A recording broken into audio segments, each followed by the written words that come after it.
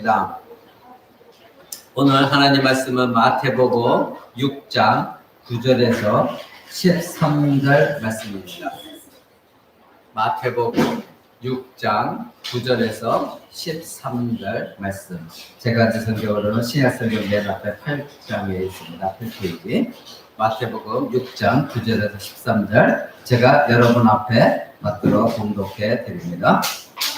그러므로 너희는 이렇게 기도하라. 하늘에 계신 우리 아버지여, 이름이 거룩히 여김을 받으시오며 나라에 임하오시며 뜻이 하늘에서 이루어진 것 같이 땅에서도 이루어지리이다. 오늘날 우리에게 일용할 양식을 주옵시고 우리가 우리에게 죄 지은 자를 사하여 준 것 같이 우리 죄를 사하여 주옵시고 우리를 시험에 들게 하지 마옵시고 다만 악에서 구하옵소서. 나라와 권세와 영광이 아버지께 영원히 있사옵나이다. 아멘.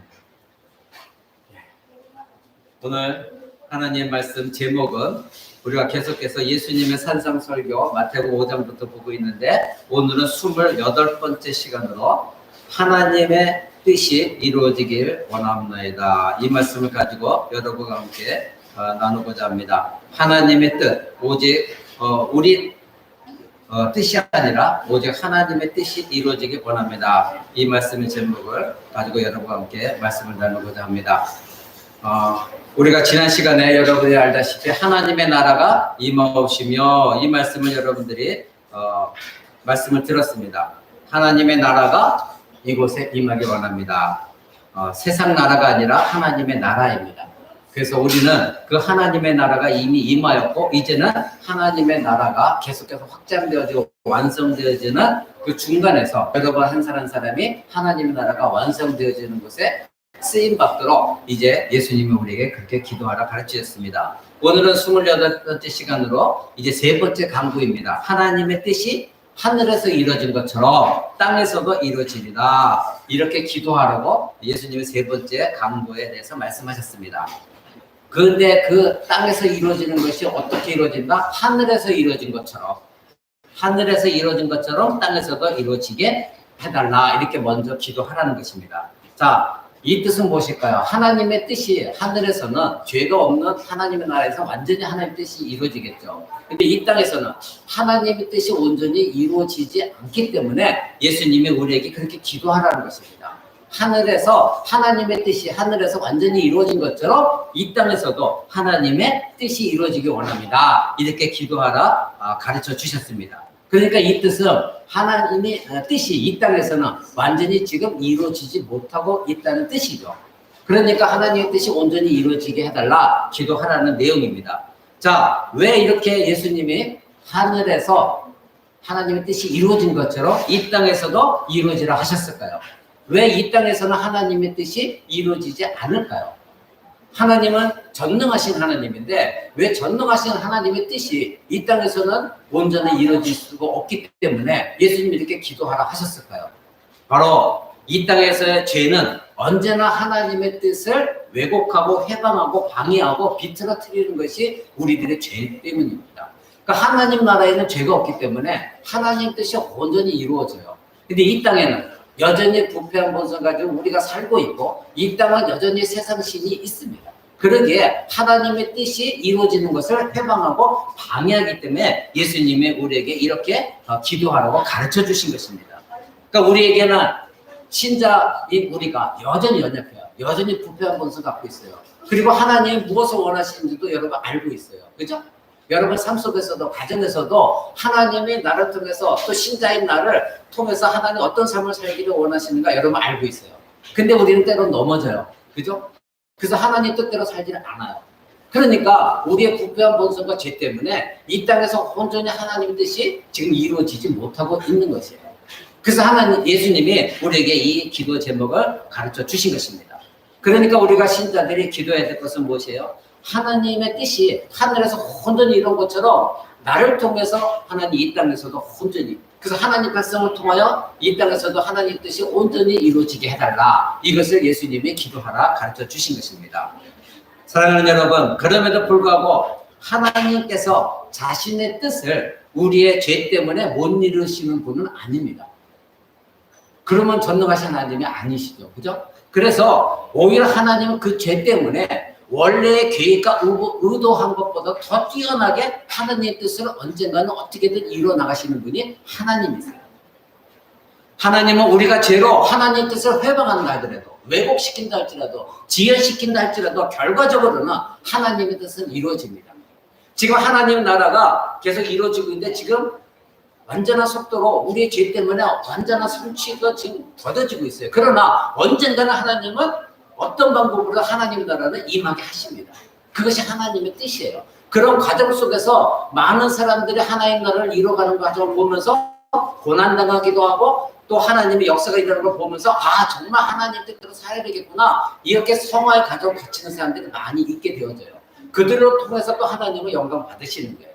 여러분의 출애굽 때에 하나님께서 바로왕을 세우셨어요.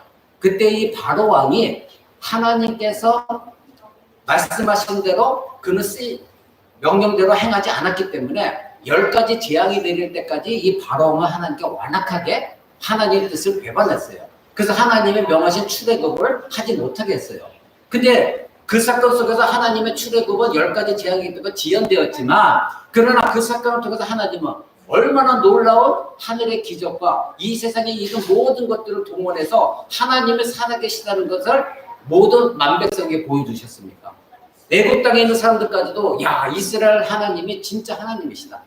그리고 이스라엘을 둘러싸고 있는 그 주변 국가들조차도 그 소문이 퍼져서 야 하나님이 이스라엘 하나님이 참된 하나님 맞아. 바로 바로왕은 하나님의 뜻을 어겨서 하나님의 원하시는 뜻이 출애굽이 더뎌졌지만 그것을 통해서 주변 나라 사람들이 하나님이 어떤 하나님인가를 10가지 재앙을 통해서 그들은 깨달았던 거죠. 바로 이것입니다. 하나님 뜻은 어떻게든 성취가 되어집니다. 우리의 죄악 때문에 우리가 연약해서 하나님께 반항하고 해도 하나님 뜻이 이루어지지만 그런 가운데서 하나님의 놀라운 역사가 더욱더 영광스럽게 드러나지는 것입니다. 사랑하는 여러분, 아담과 하와가 죄를 범하여서 하나님의 아름다운 피조세계가 죄로 물들었죠. 그런데 하나님은 아담과 하와가 죄를 범한 이후에 창세기 3장 15절에 원시복음을 주면서 이제는 여자의 후손이 태어나서 내가 다시 회복시키겠다. 이 뜻이 지금 이루어져가고 있습니다. 그 여자의 후손이 바로 예수 그리스도 메시아가 이 땅에 오심으로 말미암아 하나님 나라가 다시 이 땅에 임하였고 지금 그 나라가 회복되어져 가는 거예요. 그래서 성경은 로마서에 뭐라고 그랬냐면 모든 것이 하나님께로 나왔고 하나님께로 말미암고 하나님께로 돌아간다. 이것이 바로 로마서가 말하고 있는 거예요. 그러니까 모든 것이 하나님께로 나왔어요. 근데 아담과 하와가 죄를 범함으로 말미암아 이 피조세계가 하나님께 만드신 피조세계가 엉망진창이 되었어요. 근데 지금 예수 그리스도로 말미암아 다시 이 피조세계가 회복되어지고 있어요. 마지막에 다시 하나님께로 돌아가는 거예요. 하나님께 돌아가는 것이 뭐죠? 다시 에덴 동산에 파괴되어졌던 그 하나님의 나라, 죄가 없었던 그 상태로 다시 회복되어져 돌아가는데 그때보다도 더 아름답고 더 월등한 하나님의 나라가 회복되어지는 것입니다. 아담으로 말미암아 파괴되어졌지만 다시 예수 그리스도 둘째 아담으로 오신 예수 그리스도로 말미암아 하나님의 나라가 더욱더 강성하게 되어지는 것. 그래서 영원한 하나님의 나라로 더 이상 죄가 없는 그 나라가 회복되어지는 것. 그래서 예수님이 지난 시간에 먼저 하나님의 나라가 임하옵시고 이것을 기도하게 한 다음에 하나님의 뜻이 이루어지기 원합니다. 이렇게 우리에게 기도 제목을 가르쳐 주신 것입니다. 사랑하는 여러분, 그렇다면 하나님의 뜻이란 무엇일까요? 첫 번째로 하나님이 기뻐하시는 것이 하나님의 뜻입니다. 하나님이 기뻐하시는 것이죠. 여러분이 자녀들을 향하여 어떤 뜻을 갖고 있죠? 그러면 그 자녀를 통해서 여러분이 여러분이 기쁘기 때문에 그 뜻을 두는 것이죠. 자녀가 여러분 뜻대로 살고 여러분 뜻대로 원하는 대로 자녀가 잘 자라주면 그것이 무엇입니까? 여러분의 기쁨이죠. 마찬가지예요. 하나님도 하나님이 기뻐하시는 것이 하나님의 뜻이에요. 또 우리는 하나님의 뜻을 굉장히 한국 사람도 고차원적으로 굉장히 이상의 비전을 엄청 붙들고 이런 것으로 자꾸 생각하는데 우리는 가장 기본으로 돌아가야 돼요. 기본이 없으면서 자꾸 고차원적인 걸 생각해요. 하나님이 기뻐하시는 것, 그것을 구하는 것이 하나님의 뜻이에요. 근데 우리가 그 하나님 기뻐하시는 삶을 사느냐 이것입니다. 사랑하는 여러분, 하나님을 사랑하는 신자는 하나님 말씀에 순종해요. 만약에 여러분들 자녀가 잘 되라고 가르쳐 주는데 불순종하고 엄마한테 막 반항하고 그러면 여러분 기쁩니까? 아니죠. 슬프죠. 마음이 아프죠. 화도 나고요. 하나님의 기쁨은 여러분이 하나님 말씀을 순종하는 거예요. 그러나 단지 명령에 순종하는 것에 머무는 것이 아니라 적극적으로 하나님이 기뻐하시는 것이 무엇일까? 하나님의 뜻이 무엇일까? 이걸 찾아서 하나님의 기뻐하시는 뜻을 행하는 자녀라면 더 한없이 기쁘겠죠. 하나님이. 여러분의 자녀가 하나하나서 하는 것보다 엄마, 아빠 이거 하는 게 엄마 좋겠지? 이렇게 하면은 엄마가 기분이 좋아지겠죠? 엄마 행복해지겠지? 내가 엄마 말대로 할게. 이러면 얼마나 기쁘겠어요. 하나님도 마찬가지예요. 그저 억지로 순종하는 것이 아니라 그래 하나님 기뻐하시다니까 할 수 없이 순종하는 것이 아니라 맞아 하나님 뜻이 이거야. 그래서 찾아서 내가 먼저 하나님께 순종하며 기뻐하는 것을 행한다면 하나님 얼마나 여러분 기뻐하시겠습니까? 여러분 우리 요한일서 3장 22절 한번 보기 바랍니다. 신약성경 뒤쪽에 있습니다. 제가 가진 성경으로 391쪽에 있습니다. 신약성경 391쪽 요한일서 3장 22절 제가 읽어드립니다. 무엇이든지 구하는 바를 그에게 받나니 이는 우리가 그의 계명들을 지키고 그 앞에서 기뻐하시는 것을 행함이라. 아멘. 오늘 조국교회에서 무조건 기도하라고 가르치고 있습니다. 그런데 지금 이 성경에 말하고 있는 것은 무엇입니까? 무엇이든지 구하는 바를 그에게 받는데요. 근데 여러분들이 기도하는 바를 받는데 무엇이 전제 조건입니까? 하나님이 말씀하신 것을 지키는 거예요. 그리고 하나님 앞에서 기뻐하는 것을 행할 때 여러분들이 하나님께 구하는 모든 걸 받을 수가 있다는 거예요. 근데 오늘 조국교회에서는 무조건 기도해라. 무조건 하나님께 떼서 기도해라. 그럼 다 받는다. 성경 그렇게 절대 말하고 있지 않다니까요. 여러분들이 하나님의 뜻에 반항해서 생활하면서도 그리고 하나님 원하는 삶을 살지도 않으면서 하나님 이거 해주세요 저거 해주시오 그런다고 하나님 들어주시는 것이 아니에요. 지금 오늘 요한일서가 말하는 것이 무엇이냐면 여러분들이 구하는 바가 다 받을 것인데 전제 조건이 뭐냐? 하나님의 계명, 하나님 말씀을 지키는 것이고 그 하나님 앞에서 하나님이 기뻐하시는 것이 무엇인가를 행하는 것이라는 거예요. 그랬을 때 여러분들은 하나님의 모든 기도를 하나님 응답해 주시는 거예요. 근데 나는 하나님 말씀대로 살지도 않고 하나님이 기뻐하시는 거 행하지도 않으면서 하나님 기도하면 들어준다며 뭐 울며 불며 그냥 하나님 지급정성하면 들어준다며 아닙니다. 성경 그렇게 말하고 있지 않아요. 여러분들이 말씀을 잘 지키고 하나님 기뻐하시는 것이 무엇일까? 그것을 행하면서 하나님 이거 내가 하나님 더욱더 기뻐하기 위해 이것이 필요합니다. 그런 사람들은 욕심대로 구하지는 않거든요. 그런 사람들 하나님의 뜻을 알기 때문에 하나님의 기뻐하시는 이거구나. 하나님 이것 좀 제가 구합니다. 하나님 응답해 주세요. 그런데 하나님의 말씀도 지키지 않고 하나님 뜻대로 살지 않으면서 내 욕심대로 이거 해주세요 저거 해주시는 건 하나님 주시지 않아요. 제가 언젠가 말씀드렸죠. 여러분의 자녀가 익숙하지 않는데 칼을 달라고 하면 칼을 주겠느냐고요. 여러분 위험한데 그럼 왜 줍니까? 안 줘요. 마찬가지예요. 여러분이 하나님의 계명을 잘 지키면 이미 성장할 신자예요. 그죠? 그리고 하나님의 뜻을 잘 행하고 있으면 성장한 신자라 하나님이 무엇을 주더라도 여러분 그것을 잘 도구로 사용해서 하나님이 원하시는 나라를 이루는 데 써요. 근데 여러분들이 그렇지 않은 상태 속에서 이것 주세요 저것 주세요 하면 위험한 것 뿐입니다. 그럼 하나님이 여러분 기도를 들으지 않으세요. 사랑하는 여러분, 하나님의 뜻은 하나님의 의지 그리고 하나님 그 자체를 말합니다. 하나님이 하고자 하는 것. 그러므로 하나님의 자녀가 된 우리는 하나님의 의지가 무엇인지 항상 살피고 있어야 돼요. 하나님이 하시고자 하는 게 무엇일까? 나를 왜 구원해 주셨을까? 나를 통하여 하나님이 하시고자 하는 그 의지, 뜻, 그것의 계획은 무엇일까? 이것을 날마다 고민하는 신자가 참된 신자예요. 그런데 아무 생각 없이 나는 구원받았으니까 무엇인지 나에게 다 잘 될 거야. 성경 그렇게 말하고 있지 않습니까? 하나님이 자녀된 우리는 하나님의 의지가 무엇인가를 살펴야 됩니다. 그러나 신자는 하나님을 더욱더 기뻐하고 하나님의 사랑을 경험하며 살면서 하나님의 뜻을 계속 이루기를 원하고 있습니다. 사랑하는 여러분, 두 번째로는 하나님 목적입니다. 하나님은 과연 목적이 무엇인가? 그것이 하나님의 뜻이에요. 하나님은 구약에서 이스라엘을 이끄실 때 하나님의 목적을 이끄셨어요. 반드시 목적이 있었습니다. 광야에서도 그렇고 하나님의 출애굽시키는 것이 우리는 그냥 출애굽했구나 이것이 아니라 신약에서는 그 출애굽을 뭐라고 얘기합니까? 세례가 표현합니다. 세례.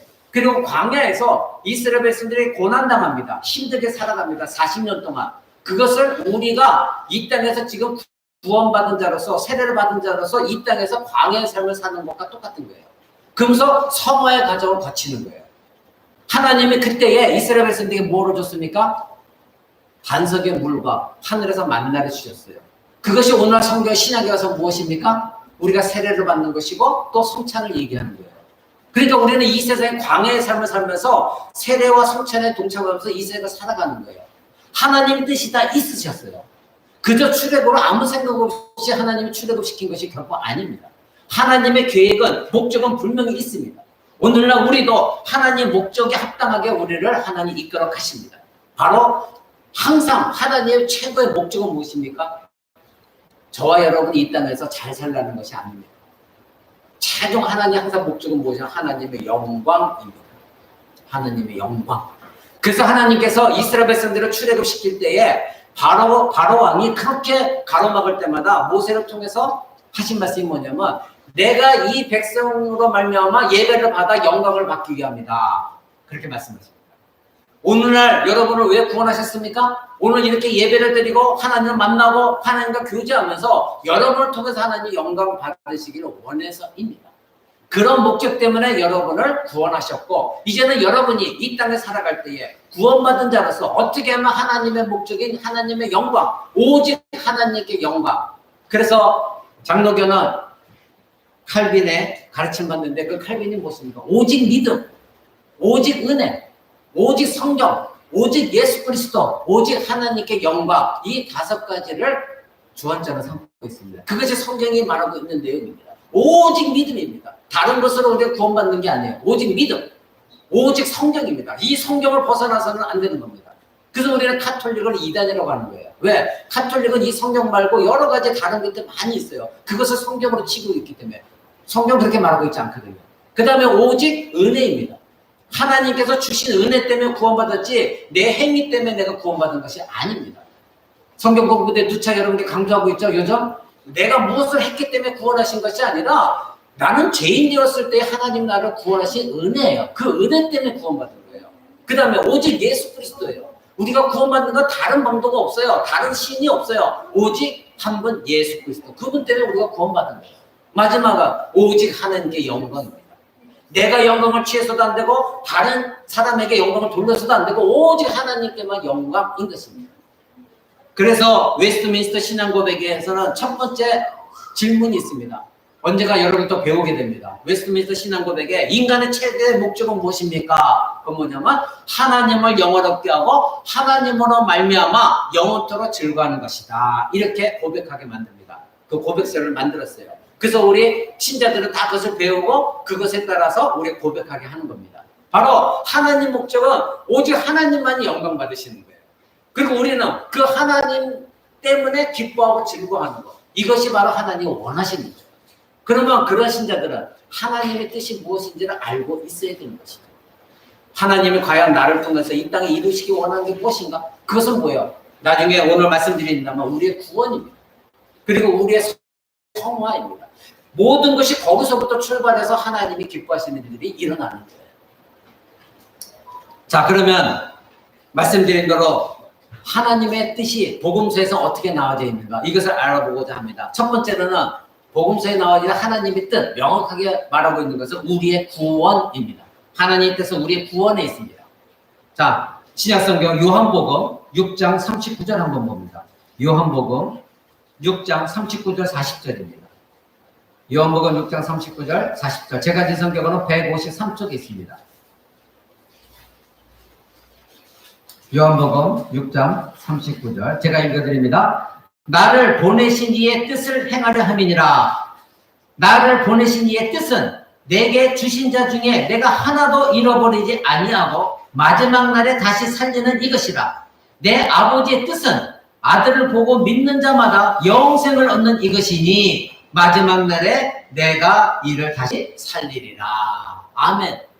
지금 예수님께서 우리에게 하신 말씀입니다. 내가 이 땅에 왔는데 내가 이 땅에 온 것은 아버지의 뜻을 행하려 하는 것이다. 그런데 나를 보내신 아버지의 뜻이 무엇이다?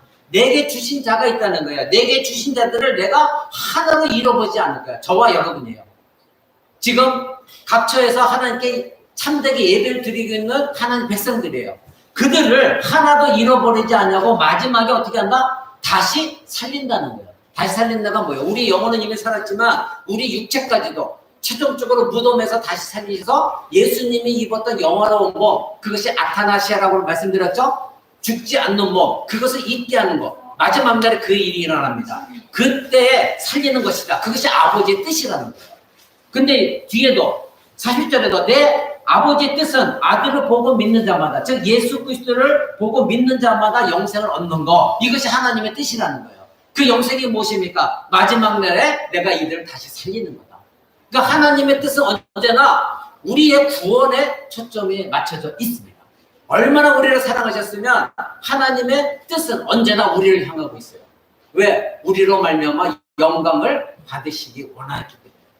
근데 여러분들이 이런 구원을 얻었는데 삶 속에서 하나님께 영광된 삶을 살고 있느냐, 이것입니다. 사랑하는 여러분, 바로 하나님의 뜻은 예수 그리스도께 주신 자들 하나도 잃어버리지 않는 것입니다. 저와 여러분은 절대 설사 가끔가다 저한테 그렇게 묻는 사람이 있어요. 제가 이런 죄를 범했습니다. 근데 또 똑같은 죄를 범합니다. 그러면 저는 구원받지 못하는 거 아니에요, 여러분. 여러분이 정말로 예수 그리스도를 확실히 믿었다 그러면 예수님이 여러분 때문에 죽으셨어요. 하나님이신 그분이에요. 예수님의 십자가 보혈은 하나님의 피예요. 인간의 피도 아니요, 짐승의 피도 아니에요. 그 피로 말미암아 여러분이 구원받았어요. 취소가 없습니다. 여러분이 분명히 믿었다면. 그러면 여러분이 연약해서 죄를 지은 것이기 때문에 하나님께 가서 통회하면서 회개하세요. 그리고 다시 예수님 피로 나를 덮어주시고 하나님 용서해 주세요. 하나님은 무슨 죄라도 다 용서해 주십니다. 그러니까 여러분 그런 생각 가져서는 안 돼요. 여러분이 예수님의 손에 이미 주어진 존재라면 절대적으로 예수님이 끝까지 버리지 않냐고 여러분의 구원을 이루어 나가십니다. 아멘. 사랑하는 여러분, 하나님의 뜻은 여러분이 끝까지 여러분이 잃어버리지 않냐고 예수 그리스도 안에서 다시 회복시키시고 영원한 생명 가운데 하나님 나라에 거하게 하시는 것, 그것이 하나님의 뜻이라는 거 잊지 마시기 바랍니다. 두 번째로 이런 구원은 우리 마태복음 한번 봅니다. 그 앞에 마태복음 18장입니다. 18장 12절부터 14절입니다. 18장 12절 14절 예수님이 여기서도 똑같은 비슷한 말씀하십니다. 너희 생각에는 어떻겠느냐? 만약 어떤 사람이 양 100마리가 있는데 그 중에 하나가 길을 잃어버렸으면 그 99마리를 산에 두고 가서 길 잃은 양을 찾지 않겠느냐? 진실로 너에게 이르노니 만일 찾으면 길을 잃지 아니한 99마리보다 이것을 더 기뻐하리라. 이와 같이 이 소자 중에 하나라도 이루어지는 것은 하나님의 하늘에 계신 너희 아버지의 뜻이 아니니라. 이렇게 말씀하십니다. 그러니까 하나님께서 예수 그리스도께 주신 자들, 저와 여러분은 예수를 믿기 전에 뭐였어요? 잃어버린 양이었어요. 근데 지금은 예수님의 양이 되어졌어요. 그 얘기 뭐예요? 예수 그리스도가 나의 목자가 되어졌어요. 그러면 양은 언제나 예수님만 쫓게 되어 있어요. 지난 목요 성경 공부 때 뭐라고 그랬죠? 여러분 기억납니까? 양은 목자의 음성을 듣는다. 그러니까 예수님 뭐라고 그랬어요? 내 양은 내 음성을 듣냐니. 그러니까 그 사람들은 이단에 빠지지 않는다고 분명히 말씀드렸어요. 왜? 그들은 예수님의 말씀만 듣기 때문에. 그래서 우리가 성경 공부를 해야 되는 게 뭐냐면 이 성경 자체가 예수님의 하나님 말씀이거든요. 그러니까 이 말씀을 알고 있으면 절대 이단에 빠질 수가 없어요. 왜? 예수님의 음성만 듣고 있는 하나님의 양이기 때문에. 그러니까 그 사람이 잘 다니다가 이단에 빠졌다? 여러분, 이 큰 교회 가면 그런 사람들 많아요. 뭐 장로 권사라도 다 신천지에 빠져요. 왜 그럴까요? 그들이 그동안 보였던 신앙은 거짓이라는 거죠. 그러니까 목자가 아닌 이만희의 음성을 듣고 있는 거예요. 잘못된 거죠. 분명히 성경은 뭐라고 그랬어요? 내 양은 내 음성을 듣는다고 그랬어요. 그러니 뭐야? 그 사람들은 하나님의 양이 아니라는 거죠. 사랑하는 여러분, 여러분은 결코 잊어버리지 않습니다. 이미 여러분은 예수 그리스도의 양이 되어졌습니다. 그래서 여러분을 찾기 위해서, 잃어버린 양을 찾기 위해서 예수님이 이 땅에 오셨습니다. 이 땅에 예수님이 오실 때에는 잃어버린 양을 찾기 위하여 이 세상에 구원받을 자들이 많은데 아직도 그들이 구원받지 못해서 예수님이 이 땅에 오셨지만 예수님이 우리를 십자가에 죽으시고 부활 승천하실 때는 저와 여러분 어린 양들을 예수님이 어깨에 메고 기쁨과 찬양하면서 하나님 나라로 승천하셨다는 것, 여러분 이것을 상상해 보셨습니까? 바로 잃어버린 양들 내가 다 구원했다. 그리고 하늘나라에 저와 여러분은 품고 올라가셨다는 거. 이걸 기억하셔야 돼요. 그렇다면 이것을 알고 있는 여러분들 이 세상에서 죄와 맞서 싸울 수 있는 여러분들이 될 수 있습니다. 그래서 언제나 말씀이 여러분의 이 세상의 죄와 싸울 수 있는 능력이 되어지는 것입니다. 사랑하는 여러분, 세 번째로 예수님의 겟세마네 동산에서 기도드렸을 때 아버지의 뜻을 말합니다. 마태복음 18장이죠. 뒤에 26장 한번 보십니다. 26장 42절입니다. 예수님이 십자가에 죽으시기 전에 이 말씀하십니다. 얼마나 고통스러웠으면 이 말씀하십니다. 다시 두 번째 나가 기도하여 가라사대 내 아버지여 만일 내가 마시지 않고는 이 잔이 내게서 지나갈 수 없거든 아버지의 뜻대로 되기를 원하나이다. 아멘. 여러분, 예수님이 지금 십자가에 죽으시기 직전입니다. 이것이 너무나 고통스럽습니다. 첫째, 인간적으로도 고통스러울 것입니다. 왜냐하면 그 십자가 죽음은 정말로 저주받은 자들만이 당하는 십자가 죽음입니다. 그처럼 참혹한 죽음이 없습니다.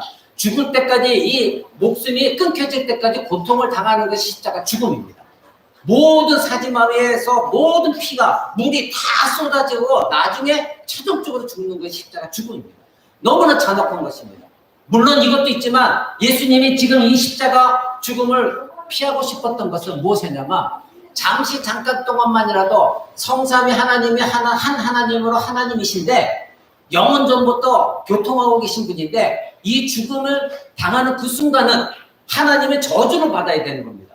저와 여러분 때문에 이 세상의 죄인 때문에 예수님이 대신 저주를 받고 하나님의 그 사랑하는 관계에 있었던 하나님 아버지로부터 버림받아야 되고 진노를 받아야 되는 그 순간이에요.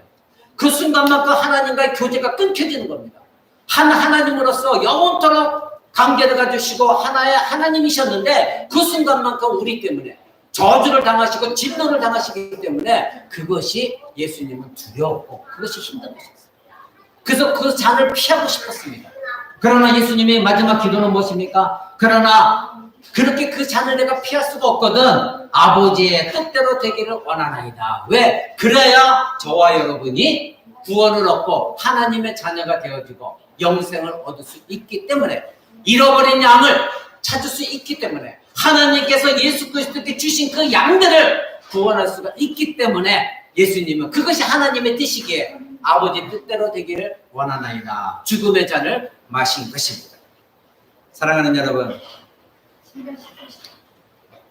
예수님께서 말씀하신 이 하나님의 뜻은 무엇입니까? 반드시 죄가 없는 하나님의 아들 예수 그리스도가 죽으셔야 됩니다. 그것도 처절한 죽음을 맛봐야 되는 것입니다. 왜 예수님은 이 잔을 피하고 싶지 않으셨겠어요? 그러나 예수님이 아까 말씀드린 대로 내가 온 것은 아버지께서 나에게 주신 뜻, 그것을 이루기 위함인데 바로 하나님께서 내게 주신 양들 하나도 잃어버리지 아니하는 것, 그것이 아버지의 뜻이었기 때문에 그 십자가 죽음을 감당하시고. 사랑하는 여러분, 네 번째로 저와 여러분들은 이제 그 구원받은 것을 하나님의 기쁘신 대로 구원을 이루어 나가야 됩니다. 빌립보서 2장 13절입니다. 빌립보서 2장 13절. 제가 가진 성경으로는 319쪽에 있습니다. 사도 바울 선생은 이렇게 말합니다. 빌립보서 2장 13절에 너희 안에서 행하시는 이는 하나님이시니 자기의 기쁘신 뜻을 위하여 너희로 소원을 두고 행하게 하시나니 이렇게 말씀하고 있습니다. 자, 저와 여러분은 이미 예수 그리스도를 믿은 자들입니다. 그래서 우리 안에는 거룩하신 하나님의 성령이 살아 역사하고 계십니다. 그래서 하나님이 우리 안에서 행하시는 하나님이십니다. 그 하나님이 자기의 기쁘신 뜻을 위하여, 즉 내 뜻이 아닙니다. 저와 여러분의 뜻이 아닙니다. 하나님의 뜻을 위하여 우리에게 소원을 주신답니다. 우리에게 마음의 소원을 주고 그 소원을 하나님께서 우리로 행하게 하시는 분이 하나님이시라는 거예요. 근데 중요한 것은 여러분의 뜻입니까? 아니라 하나님의 기쁘신 뜻. 하나님 뜻 가운데서 기쁘신 뜻. 그것을 여러분 가운데 심어주셨다는 거예요. 그래서 그 기쁘신 뜻대로 우리가 행하도록 하시는 것. 그것이 하나님이시죠. 누구입니까? 성령 하나님이시죠. 그러니까 성령 하나님이 여러분 안에 계셔서 여러분을 알고 하나님 아버지가 기뻐하시는 것이 무엇인지 깨닫게 하셔서 그 기쁘신 뜻대로 행하도록 우리를 계속 독려하시고 격려하시고 도우시는 분이 성령님이에요. 근데 왜 우리가 죄를 지을까요? 왜 우리가 하나님 뜻에 반하게 살까요? 왜 우리는 하나님을 슬프게 할까요? 그것이 바로 여러분 누차 말씀드린 갈라디아서 5장 17절에 있는 우리 신자들에게는 하나님의 성령이 계시고 우리의 죄가 여전히 있다고 말씀드렸잖아요. 이 안에서 끊임없이 싸움이 일어나고 있어요. 한편으로는 죄가 여러분의 옛 본성, 이것이 남아있는 죄된 본성을 가지고 야, 너 죄를 범할 수도 있잖아. 옛날 성질대로 살아. 뭐 그거 쾌감을 왜 너 버리려고 하니? 끊임없이 여러분을 유혹합니다. 근데 한편으로 성령님은 아니야. 예수님은 너 때문에 죽으셨잖아. 하나님의 기쁘신 뜻이 네 안에 있는데 너는 그렇게 살아서 안 돼. 하나님 원하시는 거 이 죄를 싸워서 이기는 거야. 그것이 하나님 기뻐하시는 뜻이야. 성령의 음성도 있습니다. 그때 여러분들이 어느 것에 의지해서 살아가느냐가 여러분이 그때 당시에 선택하는 거예요. 여러분의 선택이 그래 내가 한 번만 죄를 범할게요. 그래서 여러분이 이 죄에 치면 성령님은 은혜가 사라져요. 근데 그때에 맞아 나를 구원하신 예수께서 십자가 피로 헛되게 할 수는 없어. 내가 하나님 영광대로 사는 것이 하나님 뜻이라서 나를 구원하셨는데 그래 내 안에 기쁘신 뜻을 심어진 성령에 의지해서 내가 이 죄악을 이겨가리라. 성령님 도와주세요 하면 성령님이 여러분과 함께 힘을 합해서 이 죄를 이길 수 있는 힘을 주십니다. 그러면 여러분이 그 죄의 유혹을 얼마든지 이겨나갈 수가 있습니다. 그때 여러분은 하나님의 기쁘신 뜻대로 행한 것이고 그것이 곧 하나님께 영광을 돌린 것이고. 여러분 제가 언젠가 여러분 말씀드렸죠. 축구 선수들이 골을 넣고 멋지게 무릎 꿇고 그것이 하나님의 영광이 아니라 여러분 안에 고난을 당하면서도 싸워나가면서 여러분의 죄를 죽여나간 거 그것이 하나님께 영광이라는 거 여러분 아시기 바랍니다. 멋들게 멋진 십자가 목걸이를 낀 연예인들이 멋지게 간증하고 그 사람들 다 보십시오. 다 나중에 이혼하고 다 싸우고 결국은 엉망진창입니다. 결국 그래서 자꾸 기독교가 욕먹는 거예요. 왜 강단에서 하나님 말씀 선포 안 하고 연예인들이 잠깐 바뀐 것 가지고 그들이 바뀐 것처럼 얘기하면서 멋진 목걸이 십자가를 차고 나와서 간증하는 것을 설교 대신에 틀어주고 왜 그런 짓거리를 하느냐 이거예요. 그것이 하나님의 영광이냐 이거예요. 그것이 아니라 내가 하나님의 기뻐하신 뜻대로 살아가고자 부투하고 싸울 때 고난이 닥칩니다. 여러분에게 사단이 여러분에게 기뻐하는 것들을 못하게 여러분이 가로막고 있을 때 여러분 반드시 고난이 옵니다. 이 세상 사람과 같이 어울리지 못할 때 여러분 고통이 따릅니다. 내가 참아야 됩니다. 인내해야 됩니다. 그때 그것이 하나님의 영광을 받으신다는 거예요. 사랑하는 여러분, 지금 사도 바울 선생은 너희 안에서 행하시는 이는 하나님이시다. 그래서 하나님의 기쁘신 뜻을 위하여 여러분에게 하고자 하는 마음을 주신다는 거예요. 그것이 뭐예요? 그 위에 보니까 12절 뒷절에 보니까 두렵고 떨림으로 너의 구원을 이루라. 바로 이런 마음이 있어야 여러분이 받으신 구원, 그 구원은 지금도 이루어져 나가고 있고 최종적으로 예수님 오실 때 완성되어진다고 말씀드렸습니다. 그때에 완전한 구원이 이루어지도록 두렵고 떨리는 마음으로 하나님의 기쁘신 뜻을 행하며 나가는 것이 신자의 본분입니다. 그럴 때 하나님이 영광 받으시는 것입니다. 사랑하는 여러분, 성경은 하나님의 뜻을 말할 때에 먼 나라 일처럼 말하고 있지 않습니다. 대단한 일을 해야만 하나님의 뜻을 이루는 거 말하지 않고 있습니다. 멋진 비전을 들먹이고 있지 않습니다. 무엇을 말하고 있습니까? 바로 하나님의 뜻은 우리의 인생들이 구원받을 때 바로 그 구원받는 것에 구원을 이루어 나가는 것에 하나님의 뜻이 있습니다. 하나님의 존귀하시고 위험하신 거룩하신 뜻은 먼 나라에 원 우주에 있는 것도 아니요 거창하게 어떤 계획을 이루어가는 것도 아니요 프로그램을 이루어 나가는 것도 아니요 바로 자기 백성들과의 관계. 너는 나의 자녀요 나는 너의 아버지 하나님이다. 이 관계를 하나님이 원하시는 것입니다. 그러면 여러분의 자녀들이 항상 엄마 아빠 나는 엄마 아빠로 인해서 기쁘고 즐거워요 감사해요 이러면 여러분 그것이 얼마나 여러분이 기쁜데요. 그렇죠? 자녀들이 여러분이 부모가 원하는 대로 잘 가르쳤을 때 하나님 말씀 가르쳤을 때 그대로 순종하고 자라가면 그것이 얼마나 기쁨이고 감사입니까? 마찬가지입니다. 바로 하나님은 여러분과 자녀와 아버지의 관계 속에서 그 관계를 계속 이어나가기를 원하시는 것이 하나님의 뜻이에요. 근데 여러분의 기쁘신 뜻을 그 성령님을 어기면서 계속해서 죄악에 거하면서 난 하나님은 나의 아버지야 한다면 그것이 어찌 하나님의 영광이 되겠냐. 하나님의 관계가 자녀와 아버지의 관계가 이루어질 수 있느냐 이것입니다. 사랑하는 여러분, 그러기에 하나님의 뜻을 이야기할 때는 우리가 교회 성장론처럼 그런 교회 성장을 얘기하는 교회 가면요, 엄청난 비전을 자꾸 제시해요. 여러분 이런 비전을 푸십시오. 이런 비전을 푸십시오. 그래갖고 자꾸 똥구름 잡는 얘기만 해줘요. 여러분 그것이 하나님의 뜻이 아니에요. 큰 비전을 이루라고 하나님 예수께서 십자가 못 박아 죽게 한 것이 결코 아닙니다. 하나님의 비전은 하나님이 이루어나가십니다. 그런데 기본부터 하지 않으면서 자꾸 큰 뜻을 품으러 간다면 그 신자는 허망한 신자가 될 수밖에 없어요. 기본도 하지 않으면서 자기 죄와 싸워나가지도 않으면서 하나님 나를 구원하신 목적이 무엇인지도 알지 못하면서 무슨 큰 비전을 이뤄나간다는 것입니까? 예수님이 가르쳐 주신 주기도문의 내용도 제대로 알지 못하면서 무슨 큰 비전을 이뤄나간다는 겁니다. 결코 아닌 것입니다. 큰 선교 사명을 들먹을 필요도 없습니다. 교회 큰 행사나 교단이 크고 교회 노회가 뭐 어쩌고 저쩌고 노회 목사님들이 대단한 목사님이고 다 소용없는 짓입니다. 큰 우주적인 일을 논하기 이전에 하나님의 기뻐하시는 것, 그것이 무엇입니까? 자녀와 아버지로서 자녀가 아버지에게 예배를 드리는 것이고 온전한 예배를 통해서 하나님과 교통하는 것이고 하나님의 뜻을 깨달아서 이제는 삶 가운데 예배자의 삶이요, 삶 가운데 코람되어 정신으로 내가 하나님 앞에 있습니다. 이 신앙을 갖고 살아가는 신자를 하나님이 기뻐하시고 원하시는 것이지, 여러분들이 이런 삶도 살면서 날마다 무슨 큰 비전을 이루는 교회, 그것이 무슨 소용이 있습니까? 하나님이 그 큰 비전을 이루지 못해서 여러분에게 그걸 주시는 겁니까? 아닙니다. 하나님이 원하시는 건 가장 기본적인 거예요. 자녀의 역할을 하라는 것입니다. 내가 잃어버린 너의 양을 찾았는데 어떻게 찾았느냐? 바로 내 아들 예수 그리스도의 십자가 못 박아 죽고 내가 그 예수를 저주하고 진노해서 너희를 구원했는데 너희가 그것을 지금 알고 나의 자녀답게 이 세상에 살아가고 있느냐? 그것을 하나님 묻고 계세요.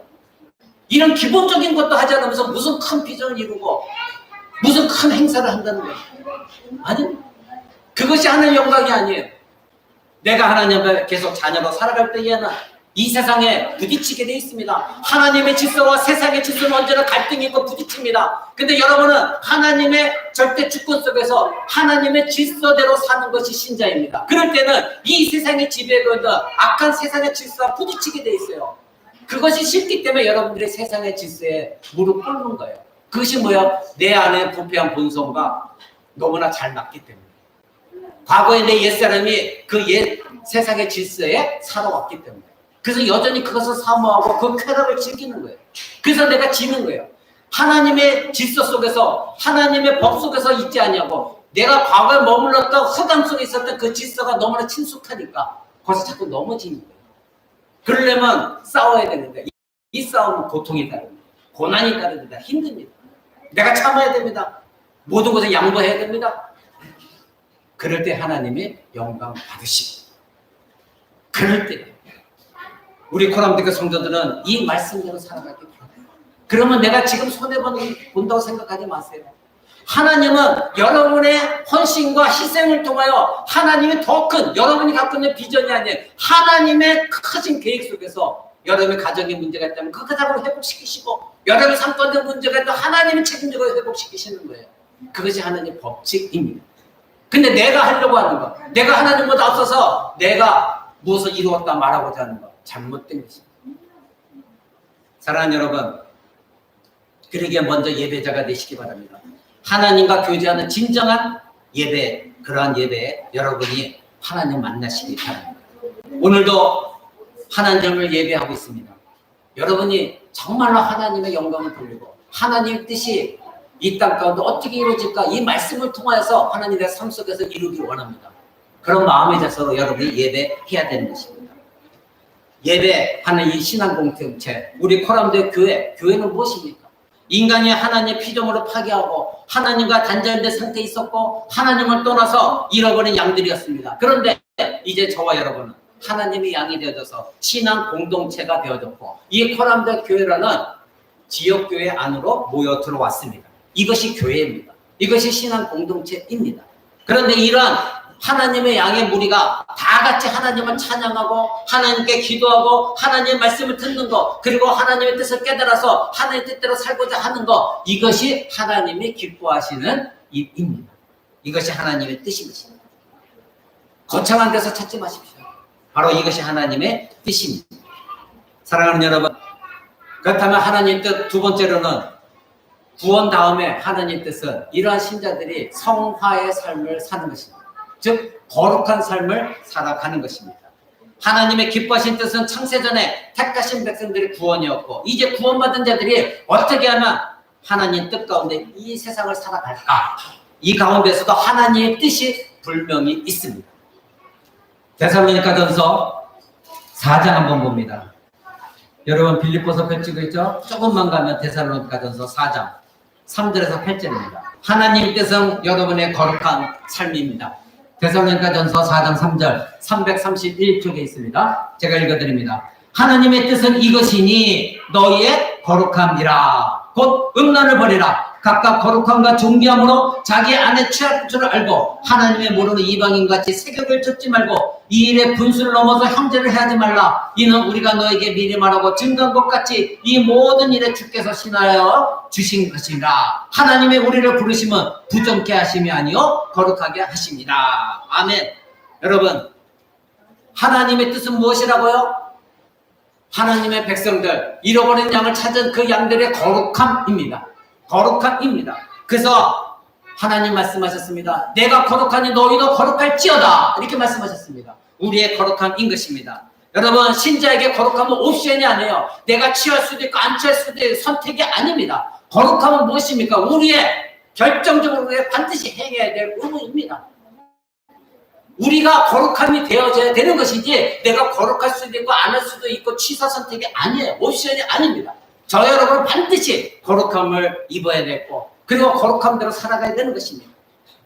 거룩함의 기준은 내가 아니고 하나님이라는 것 또한 잊지 마십시오. 내가 저 사람보다는 거룩하게 사니까 나는 거룩한 거야. 아닙니다. 상대적인 비교가 아닙니다. 절대적인 겁니다. 절대 비교. 즉 하나님 앞에서 하나님의 기준으로 봤을 때 여러분이 거룩한 것이지 내가 내 눈으로 봤을 때 저 사람과 비교했을 때 여러분 툭하면 여러분 남편과 여러분 자신을 비교하지 마십시오. 툭하면 아내와 여러분 자신 비교하지 마십시오. 여러분 이웃과 여러분 자신 비교하지 마십시오. 내가 그래도 저 사람보다는 좀 낫지. 아닙니다. 하나님 앞에서 하나님의 기준 가지고 여러분의 거룩함을 비교해야 되는 것이지 판단해야 되는 것이 여러분의 눈으로 저 사람보다는 내가 그래도 좀 나아.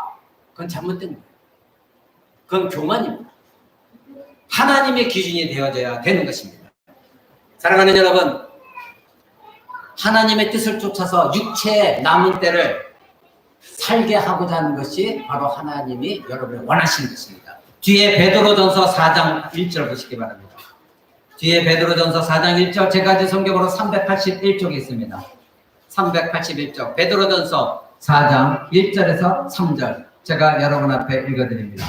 그리스도께서 이미 육체의 고난을 받으셨으니 너희도 같은 마음으로 갑옷을 삼으라. 이는 육체의 고난을 받은 자가 죄를 그쳤음이니 그 후로는 다시 사람의 정욕을 쫓지 않고 오직 하나님의 뜻을 쫓아 육체의 남은 때를 살게 하려 함이니라. 너희가 음란과 정욕과 술 취함과 방탕과 연락과 무법한 우상 숭배를 하여 이방인의 뜻을 쫓아 해놓은 것이 지나간 때에 족하니라. 아멘. 바로 여러분이 이와 같이 살아왔었습니다. 근데 이제는 잃어버린 양이었지만 여러분이 예수 그리스도를 말미암아 하나님의 양이 되어졌습니다. 그러기에 지금 사도 베드로는 말합니다. 너희가 마지막 육체의 남은 삶을 살 때에는 뭐라고 삽니까? 오직 하나님의 뜻을 쫓아서 살아라. 그렇다면 하나님의 뜻은 무엇입니까? 여러분이 더 이상 옛사람대로 살지 않는 것입니다. 그래서 사도 베드로는 말합니다. 너희가 과거에는 예수 믿기 전에는 음란과 정욕과 술 취함과 방탕과 기뻐하는 세상의 쾌락감, 무법한 우상 숭배했고 이방과 똑같은 삶을 살아왔다. 이제는 그런 삶을 살지 않는 것, 그것이 무엇이다? 바로 오직 하나님의 뜻을 쫓아 사는 삶이다. 그것이 신자의 삶이다. 이것은 취사 선택이 아니다. 이것은 옵션이 아니다. 이것은 반드시 행해야 되는 것이다. 이렇게 우리에게 성경은 말하고 있습니다. 바로 이것이 하나님의 뜻입니다. 여러분이 거룩하게 사는 것, 이것이 하나님의 뜻이라는 거 잊지 마시기 바랍니다. 두 번째로 우리가 구원받은 자로서 하나님 뜻은 날마다 기쁨과 기도와 감사의 삶을 사는 것입니다. 여러분 그 앞에 데살로니가전서 5장을 한번 봅니다. 조금만 앞에 가면 333쪽에 있습니다. 데살로니가전서 5장 16절 18절 항상 기뻐하라. 쉬지 말고 기도하라. 범사에 감사하라. 이는 그리스도 예수 안에서 너희를 향하신 하나님의 뜻이니라. 아멘. 우리에게 구원받은 자들에게 하나님의 뜻을 다시 알려줍니다. 그것이 무엇입니까? 항상 무엇하라? 기뻐하라. 항상 기도하라. 그리고 항상 모든 일에 감사해라. 여러분, 이 배경을 좀 알아야 됩니다. 당시 데살로니가 교회는 상당한 고난 가운데 있었습니다. 유대인들이 예수를 믿고 있는 하나님 백성들을 핍박하고 그리고 그들을 협박하고 고난 가운데 처해 있을 때에 너무나 힘들고 고통 가운데 있을 때에 사도 바울이 말한 것입니다. 너희가 이렇게 힘들고 고난 가운데 있지만 하나님 백성이기 때문에 항상 무엇하라? 기뻐하라. 내가 고난에 있는데 어떻게 기뻐할 수가 있느냐 이겁니다. 역설적인 내용입니다.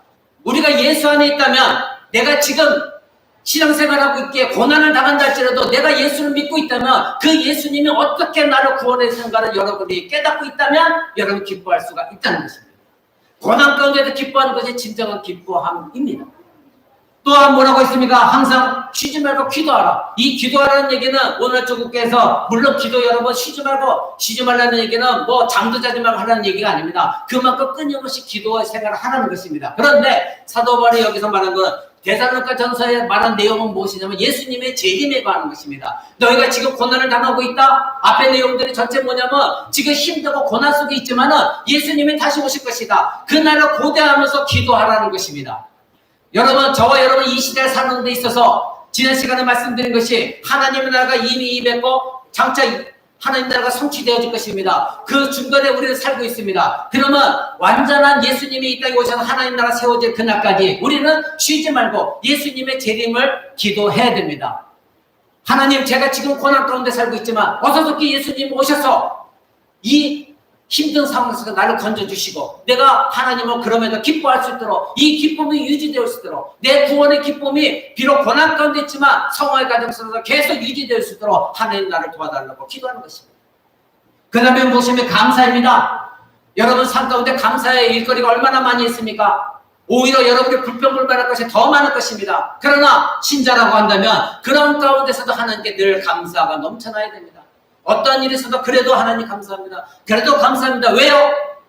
나는 지옥에 떨어지고 멸망당할 수밖에 없는 존재인데 하나님의 나 같은 자를 구원하셨으니 이것이 지상 최대의 우리는 감사인 것입니다. 이 감사할 일을 얻었는데 무엇을 감사하지 않겠습니까? 하나님 이것까지도 지금 내가 고난을 당하고 있는 이것까지도 하나님 변화시키셔서 이것이 하나님 또 때로는 나에게 새로운 감사가 되게 하실 것입니다. 나는 그것을 믿습니다. 그래서 하나님 감사합니다. 이것이 신자가 되어야 돼요. 지금 여러분 고난 속에 있을 수도 있습니다. 고통이 있을 수도 있습니다. 청년들은 지금 질자리가 없고 그래서 결혼하고 싶어도 결혼도 못하고 각 가정마다 너무나 힘들고 어려운 가운데 있고 자영업자들도 고난 가운데 있습니다. 많은 사람들이 자살을 하고 있습니다. 여러분, 그러나 자살은 하나님 위에 기뻐하시는 일이 결코 아닙니다. 모든 생명은 하나님께 있는 것이지 신자라고 한다면 자기 목숨을 자기가 끊어서는 결코 안 되는 것입니다.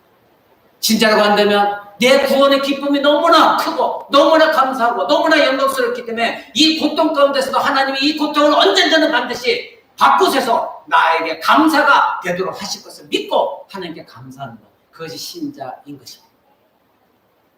사랑하는 여러분, 사도 바울은 그랬습니다. 로마서 8장 18절 한번 보겠습니다. 로마서 8장 18절. 생각건대 현재의 고난은 장차 우리에게 나타날 영광과 좋게 비교할 수 없도다. 아멘. 이 고백에 나오는 이제 진정한 신자입니다. 현재 고난이 있습니다. 왜요? 예수를 믿고 있기 때문에 고난이 닥칩니다. 참아야 됩니다. 인내해야 됩니다. 그런데 현재 너희가 당한 고난은 장차 우리에게 나타날 영광, 예수 그리스도께서 다시 오셔서 나타날 그 영광, 우리가 얻게 될 영원한 생명의 영광, 하나님 나라에 들어가는 것, 그 영광과는 좋게 비교할 수 없다. 이렇게 말하고 있습니다. 그렇습니다. 사랑하는 여러분, 이것을 믿고 여러분이 고난을 참는 것, 그것이 참된 신자입니다. 나에게 좋은 일이 생기면 해 그러면서 하나님 땡큐 감사해요 하다가 나에게 조금만 힘든 일이 있으면 하나님 있어요 없어요 불평불만하는 거, 그 신자가 아닙니다. 생각한데 우리가 지금 당하는 고난은 장차 우리에게 나타난 영광과 도저히 비교할 수 없는 엄청난 영광이다. 그것을 우리에게 가르쳐주고 있습니다. 사랑하는 여러분, 하나님의 뜻은 바로 이러한 영광 가운데 감사가 넘치는 것입니다. 마지막으로 하나님 앞에 서는 것입니다. 하나님의 뜻은 우리가 하나님 앞에 서 있는 것입니다. 골로새서 1장 보겠습니다. 로마서 펼치고 조금 뒤에 가면 골로새서가 있습니다. 골로새서 1장 21절 22절입니다. 골로새서 1장 21절 22절 제가 읽어드립니다. 전에 행한 악한 행실로 멀리 떠나 마음으로 원수가 되었던 너희를 이제는 그의 육체의 죽음으로 말미암아 화목하게 하사 너희를 거룩하고 흠없고 책망할 것이 없는 자로 그 앞에 세우고자 하셨으니. 아멘. 여러분, 하나님 뜻은 무엇입니까? 바로 저와 여러분을 하나님 앞에 거룩하게 세우고자 하는 것이 하나님 뜻입니다. 누구나 말미암아 예수 그리스도의 십자가 죽음으로 말미암아 하나님 앞에 우리를 세우는 것입니다. 하나님 앞에는 아무나 설 수 없습니다. 하나님은 거룩하신 분입니다. 하나님은 의로우신 분입니다. 그러기에 거룩함에 흠이 있거나 의롭지 못한 자는 절대 하나님 앞에 설 수가 없습니다. 하나님 앞에 가게 되면 죽게 되어 있습니다. 그런데 지금 성경이 말하고 있는 것은 저와 여러분을 하나님 앞에 서게 하는 것입니다. 어떻게 해서 거룩하고 흠없는 자로 책망할 것이 없는 자로, 즉 이것은 무엇인가? 완벽한 자로 세우시는 것. 그것이 하나님의 뜻입니다. 근데 어떻게 설 수 있습니까? 내가 그리스도 안에 있을 때, 내가 끝까지 그리스도를 붙들고 있을 때, 내게 고난이 닥치더라도 절대 예수님을 포기하지 않냐고 예수님을 붙들고 있을 때 하나님께서 우리를 흠없고 책망할 것이 없는 정말로 깨끗한 자로 영광스럽게 하나님 앞에 세우시는 것. 그것이 하나님의 뜻입니다. 그러면 저와 여러분은 어떻게 살아야 됩니까? 이 땅에서 성화의 삶을 분투하면서 싸워 나가야 돼요. 그것이 하나님 원하시는 일이에요. 사랑하는 여러분, 구원받은 하나님의 백성들을 향한 하나님의 뜻은 거룩한 삶입니다. 거룩한 삶, 성화의 삶, 끊임없이 싸워나가는 삶, 내 안에 있는 성령께 의지해서 여전히 내 안에 남아있는 육신의 본성을 싸워나가 눌러나가면서 이겨나가는 삶, 그것이 신자의 삶이 되어져야 되는 것입니다. 그러므로 우리의 구원에서 하나님의 뜻은 잃어버린 양인 우리가 다시 하나님의 품으로 돌아가 안기는 겁니다. 늘 하나님 품에 안기십시오. 나는 저와 여러분은 지금 하나님 품에 있어요. 근데 여러분은 자꾸 떠나요. 왜? 세상이 여전히 그리워요. 그때마다 다시 하나님께 돌아가 안기시는 여러분 되시기 바랍니다. 저와 여러분은 잃어버린 양이 되었다가 다시 하나님의 뜻에 따라 하나님의 양이 되어졌다는 거 잊지 마십시오. 그래서 하나님의 뜻은 첫 번째 구원, 두 번째는 우리의 성화에 있다는 것. 물론 하나님의 뜻은 그 외에 있습니다. 그러나 우리의 구원과 관련해서 가장 중요한 핵심은 하나님의 뜻은 우리의 구원이고 우리 영생을 주는 것이고 그 영생을 받은 자로서 이 땅에 어떻게 하나님의 뜻대로 살아가느냐, 여기 있다는 거 잊지 마시기 바랍니다. 사랑하는 여러분, 여러분은 죄된 성품에서 나오는 여러분의 뜻이 이루어지기를 원합니까? 아니면 오늘 말씀 들은 이후로 여러분의 뜻이 내 뜻이 아니라 여러분 안에 있는 하나님의 기뻐하시는 뜻, 그것을 이루기 위해를 원하십니까? 오늘 여기서 여러분의 믿음의 결단이 있어야 됩니다.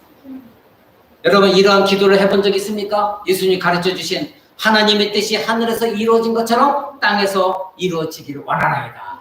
이런 기도를 여러분 진정 해본 적 있습니까? 하나님은 여러분의 뜻을 이루기 위해서 존재하시는 분이 아니라 하나님은 절대자 하나님이신 그분의 뜻이 여러분을 통해 이 땅에 이루어지길 원하여 하나님이 여러분을 구원하시는 것입니다. 내 뜻이 아닙니다. 끊임없이 하나님을 향해 달려나고 하나님 앞에 있기를 사모하는 여러분 되시길 바랍니다. 그러려면 하나님을 알아야 돼요. 하나님은 어떤 분이신가 알아야 돼요. 내가 왜 구원받았고 구원받은 데서 어떻게 살아야 되는지 알아야 돼요. 그것이 무엇입니까? 말씀입니다. 영원토록 존재하는 말씀. 베드로가 그런 말 했죠. 인생은 풀과 같고 인생의 영광은 풀의 꽃과 같다. 풀은 시들어지고 꽃은 떨어지니 그러나 하나님 말씀은 영원무궁토록 있도다. 우리에게 가르쳤습니다. 이 세상에 있는 모든 사람들이 원하는 그 영광은 풀과 같은 사람의 영광이에요. 인생은 100년 뒤면 다 죽습니다. 동시에 그 풀이 피었던 꽃도 다 사라지고 마는 것입니다. 그러나 하나님의 말씀은 영원무궁토록 있는 것이 하나님의 말씀입니다. 그 말씀이 여러분을 살렸습니다. 그 말씀이 여러분에게 구원을 주었습니다. 말씀으로 말미암아 여러분을 믿었습니다. 그래서 여러분의 구원을 얻은 것입니다. 말씀밖에 없습니다. 사랑하는 여러분, 그러기에 예배 가운데 하나님 말씀에 은혜 받고 성경 공부를 통하여 부족한 부분을 더 밀도 있게, 심도 있게, 깊이 있게 하나님을 알아가는 여러분 되셔야 되는 것입니다. 히브리서 13장 마지막으로 한 장 더 쳤습니다. 히브리서 13장 20절입니다. 히브리서 13장 20절, 21절입니다. 제가 읽어드립니다. 제가 이제 성경 369쪽에 있습니다. 양의 큰 목자이신 우리 주 예수를 영원한 언약의 피로 죽은 자 가운데서 이끌어내신 평강의 하나님이 모든 선한 일에 너희를 온전케 하사 자기의 뜻을 행하게 하시고 그 앞에 즐거운 것을 예수 그리스도로 말미암아 우리 속에 이루시기를 원하노라. 영광이 그에게 세세무궁토록 있을지어다. 아멘. 여러분 지금 뭐라고 말하고 있습니까? 모든 선한 일에 너희를 온전케 하시는 하나님의 뜻, 자기의 뜻을 여러분 가운데 행하게 하시기를 지금 기도하고 있는 것입니다. 바로 예수 그리스도를 영원한 언약의 피로 죽은 자 가운데 이끌어내신 하나님 아버지께서, 즉 예수님을 다시 살리신 하나님 아버지께서 모든 선한 일에 여러분을 온전케 하셔서 바로 하나님의 뜻이 여러분 안에 행하게 하시도록 그것을 기도하고 있습니다. 그것이 여러분의 기도가 되어져야 되는 것입니다. 사랑하는 여러분, 모든 선한 일에 여러분을 온전케 하시는 바로 하나님의 뜻, 그것이 여러분의 기도 제목이 되어져야 됩니다. 그 기도 제목 안에 여러분이 원하는 이 땅의 것들이 포함되어져야 되는 것입니다. 하나님이 그것을 기뻐하십니다. 말씀 맺고자 합니다. 하나님 뜻은 택하신 백성들의 구원입니다. 잃어버린 양들이 아직 하나님 품으로 돌아가지 않냐고 방황하고 있습니다. 하나님의 뜻에 따라 먼저 구원을 얻은 우리가 이제 하나님의 뜻대로 잃어버린 양들에게 복음도 전해야 되는 것입니다. 여러분 주위에 아직도 믿지 않는 많은 사람들이 있습니다. 그들에게 여러분이 빛이 되어져야 되고 그들에게 여러분이 소금의 역할을 감당해야 됩니다. 또한 하나님의 뜻은 구원받은 자로서 나의 아버지 하나님의 거룩하신 분이시니까 나도 거룩함을 사는 삶을 사는 것입니다. 즉 성화의 삶을 사는 것입니다. 이것이 믿음의 행위로 나타나져야 돼요. 여러분들이 어제의 신앙이 오늘의 신앙이 어제의 신앙보다 낫고 내일의 신앙이 오늘의 신앙보다 나아져야 되는데 만약에 그렇지 못한다면 그것은 정체가 아니라 퇴보입니다. 퇴보. 1년 전 신자가 여전히 똑같은 모습을 보인다면 그 사람은 퇴보한 신앙이지 발전한 신앙이 아니에요. 그러게 여러분은 매일매일 여러분들이 하나님의 뜻 가운데 하나님의 말씀대로 살기를 원하는 발버둥치는 여러분 되셔야 되는 것입니다. 여러분 하나님의 뜻은 구원받은 자로서 나의 아버지 하나님이 거룩하신 분이게 나도 거룩한 삶을 살기를 원하는 것, 그것이 자녀의 본분입니다. 내 아버지가 거룩하시기, 이것이 무엇으로 나타나야 되느냐? 믿음의 행위로 나타나져야 되는 것입니다. 신자가 아무리 세상에서 박수갈채를 받고 영광을 얻는다 할지라도 재물을 얻는다 할지라도 출세를 한다 할지라도 그것이 이 땅에서 하나님의 뜻을 성취하는 것과 관계가 없다면 아무 소용없는 것입니다. 헛된 것입니다. 여러분들이 지금 예수를 올바로 믿지 못한다면 여러분이 엄청난 부자가 된다 할지라도 그때 예수님을 똑같이 섬기지 못합니다. 오늘 하나님께 충성되지 못하면 여러분이 아무리 성공한다 할지라도 성공한 뒤에 내가 시간 내서 하나님께 더 많은 물질 드릴게, 아니요, 그 사람 절대 그렇게 하지 못합니다. 내가 시간 내서 하나님께 섬길게, 아니요, 절대 못합니다. 오늘 내가 하나님께 충성하지 못한 사람은 내일 절대 충성하지 못합니다. 오늘 내가 하나님께 무릎 꿇고 기도하지 못하면 내일 절대 그 사람 하나님께 무릎 꿇고 기도하지 못합니다. 오늘 하나님 말씀을 배우고자 하나님 말씀을 읽고자 하지 못하는 사람은 내일 할게요, 절대 내일도 못합니다. 하나님은 오늘 지금 이 시간 여러분의 결단을 하나님 원하십니다. 사랑하는 여러분, 바로 이 세상에 헛된 것들 붙들지 마시기 바랍니다. 그것은 시들어버릴 풀의 꽃과 같은 것이고 그 꽃은 언젠가는 사라져버릴 이 세상의 영광뿐인 것입니다. 그러게 여러분들은 이제 무엇 때문에 예수를 믿고 하나님을 예배하는가, 여러분 자신을 물어보시기 바랍니다. 여러분의 뜻을 이루기 위해서입니까? 하나님의 뜻을 이루기 위해서입니까? 무엇 때문에 여러분은 지금 이 자리에 나와서 이 긴 시간 동안 자유함 없이 말씀을 듣고 예배하고 있습니까?